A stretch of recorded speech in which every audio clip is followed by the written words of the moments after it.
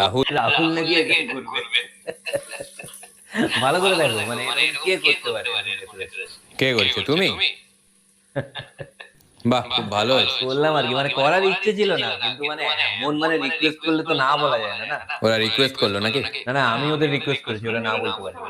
12তে করে দিয়েছে। 12,000-এ? 12 মানে ওদেরকে 20 বলছিল, যাদের বিয়ে বাড়ি হচ্ছে মানে ছেলের বাবাকে। তারপর? আমি গিয়ে দাঁড়াতেই 12। হয়তো তোমাকে ভিখারির মতো লাগে বলে করে এই, দিয়েছে। হয়তো বলার কি দরকার? কি দাদা, খাওয়া হয়ে গেছে? না, হয়নি এখনো। আচ্ছা, খাওয়া হয়নি এখন। খেলে বুঝতে পারবেন। কি বুঝবো? না, ওই যে পুরো মেনুটা আছে না, মানে খাবার ওখানে পুরোটা তো আমার করা।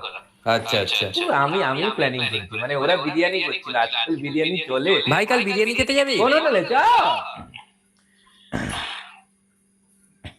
মাঝে মাঝে চলে, কিন্তু মানে বিয়ে বাড়িতে অত চলে না। পুরো মানে মেনুটাই আমি করেছি, মানে আমারই মানে প্ল্যানিং।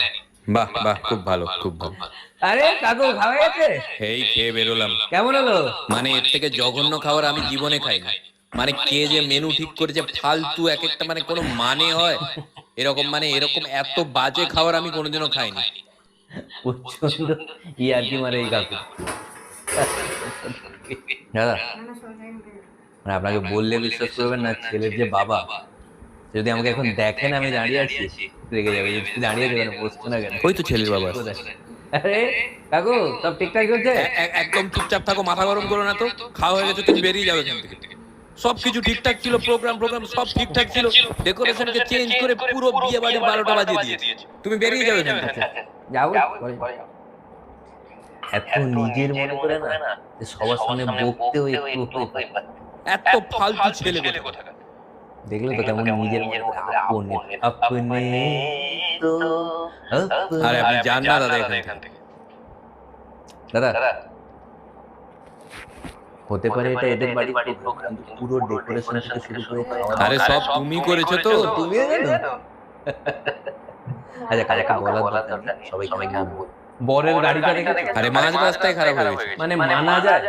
এটা বরের গাড়ি মাঝ রাস্তায় খারাপ হয়ে যাচ্ছে। না, আমাকে গাড়িটা ঠিক করতেই দিল না। একটা গাড়ি ঠিক করেছিলাম, মাঝ রাস্তায় খারাপ হতেই পারে না। কোন গ্যারান্টিতে বলছো খারাপ হতে পারে না? আরে মাঝ রাস্তায় খারাপ হতে গেলে তো মাঝ রাস্তার মধ্যে যেতে হবে, আমার গাড়িটা স্টার্টই হয় না।